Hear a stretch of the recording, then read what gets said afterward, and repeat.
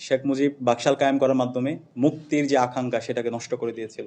পরবর্তীতে ১৯৭৫ সালের যে বিপ্লব হয়েছিল, সে বিপ্লবের মাধ্যমে মানুষ আবার মুক্তির স্বাদ নেওয়ার চেষ্টা করেছিল।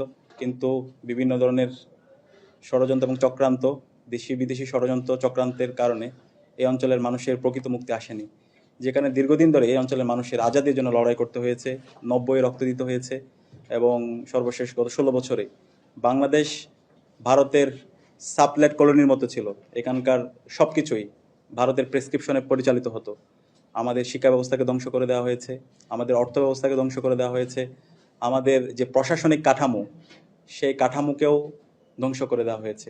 এবং এই সকল জুলুমতন্ত্রের বিরুদ্ধে ২৪-এর ছাত্র জনতার সমন্বয়ে একটি স্বতঃস্ফূর্ত বিপ্লবের মাধ্যমে ৩৬শে জুলাই, ৫ই আগস্ট আমরা আবার নতুনভাবে আমাদের আজাদি পেয়েছি। আমরা আজকে মত প্রকাশের স্বাধীনতা পেয়েছি। আজকে প্রতিটি ক্যাম্পাসগুলো মুক্তি পেয়েছে, শিক্ষার্থীরা তাদের স্বাধীনভাবে তাদের কথাগুলো বলতে পারছে। তো সে কারণে আমাদের প্রত্যেকটা অর্জন ৪৭, ৫২, ৭১, ৭৫, ৯০ এবং ২৪ প্রত্যেকটা আমাদের সাথেই সম্পর্কিত এবং প্রত্যেকটা অর্জনকে আমরা শ্রদ্ধার সাথে স্মরণ করছি।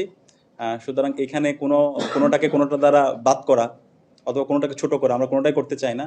এবং বিগত ফেসিবাদে আমরা দেখতে পেয়েছি মুজিববাদী এবং কালচারাল যে এস্টাবলিশমেন্ট, কালচারাল ফেসিস্টরা সবসময় বাংলাদেশের মানুষদেরকে বিভিন্নভাবে বিভাজিত করার চেষ্টা করা হয়েছে। ব্রিটিশরা যেভাবে ডিভাইড অ্যান্ড রুল পলিসির মাধ্যমে বিভাজিত করেছিল, এই খুনি হাসিনা মুক্তিযুদ্ধের যে বয়ান সেটাকে বিভিন্নভাবে এক ঘরে করে রেখে আওয়ামী যে বয়ান, সে বয়ানটা জাতির উপর চাপিয়ে দেওয়ার চেষ্টা করেছিল। বাংলাদেশের সংগঠন হিসাবে সবচেয়ে বেশি এই বিজয় দিবসে যদি প্রোগ্রাম করে থাকে সেটা হচ্ছে ডাকসু। আমাদের ১লা ডিসেম্বর থেকে শুরু করে আজ পর্যন্ত প্রতিদিনই হল সংসদ এবং কেন্দ্রীয় সংসদের উদ্যোগে অসংখ্য প্রোগ্রাম করেছি।